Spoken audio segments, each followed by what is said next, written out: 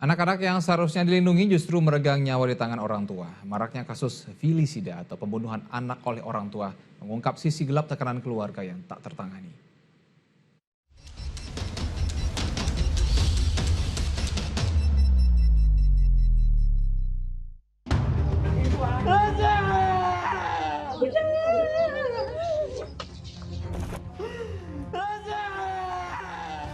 Kematian tak wajar bocah 12 tahun di RSUD Jambang Kulon, Sukabumi, Jawa Barat menambah daftar panjang korban kekerasan anak oleh orang tua. Nyawa anak malang itu melayang dalam perawatan di ruang ICU dengan sejumlah luka bakar dan lebam karena alami kekerasan berulang kali oleh ibu tirinya. Polisi pun menangkap ibu tiri korban dan menjadikannya tersangka. Ia berulang kali melakukan kekerasan dengan dalih mendisiplinkan anak. Ternyata 2 tahun lalu, wanita 47 tahun itu dilaporkan ke polisi meski berujung mediasi. Nah, ini sudah terjadi beberapa tahun yang lalu. Seperti di tanggal 4 November 2024 itu pernah ada juga laporan.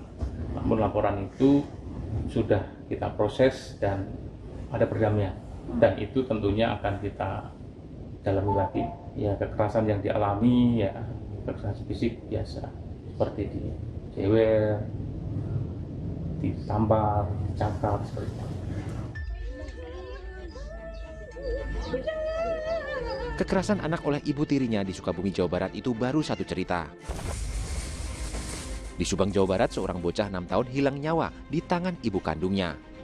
Wanita berumur 28 tahun yang menyerahkan diri ke polisi mengaku menganiaya dengan bantal karena anak berkebutuhan khusus itu terus menangis. Tapi penyelidikan polisi mengungkap fakta lain. Karena pelaku melampiaskan emosi akibat pertengkaran dengan suaminya melalui percakapan telepon yang menurut keterangan awal diketahui sering terjadi ataupun cekcok sebelumnya oleh suaminya. Menurut data KPAI, hingga Februari tahun 2026, kasus filisida atau anak dibunuh orang tua sudah mencapai 10 kasus. Bahkan 2 tahun sebelumnya angkanya berada di titik mengkhawatirkan. Kasus filisida meningkat karena sejumlah faktor, diantaranya konflik orang tua. Paling banyak yang pertama adalah faktor ekonomi, Mas. Kemudian yang kedua adalah faktor konflik orang tua.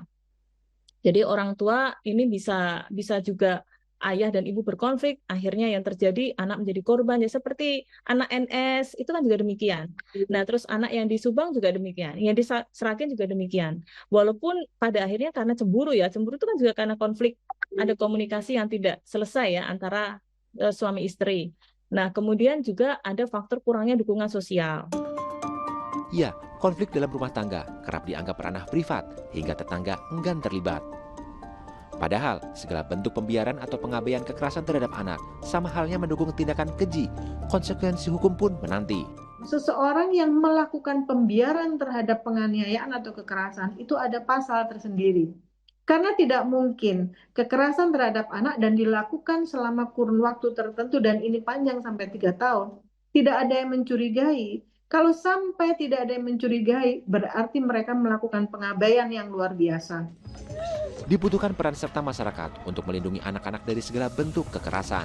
Tanggung jawab kita itu sampai pada anak ini terselamatkan. Meskipun orang tua pasti akan bilang seperti itu, Mas. Ya, siapapun pasti bilang, itu anak saya, ya biar itu tanggung jawab saya. Nggak bisa. Diam kita pada akhirnya adalah membiarkan kekerasan itu terus terjadi pada anak dan akhirnya filisida. Rumah sejatinya menjadi tempat paling aman bagi anak-anak. Nyatanya bisa berubah jadi tempat paling mengancam. Jangan diam, mulai peka dengan lingkungan sekitar, agar tak ada lagi nyawa anak yang melayang sia-sia. Tim MTech Media melaporkan.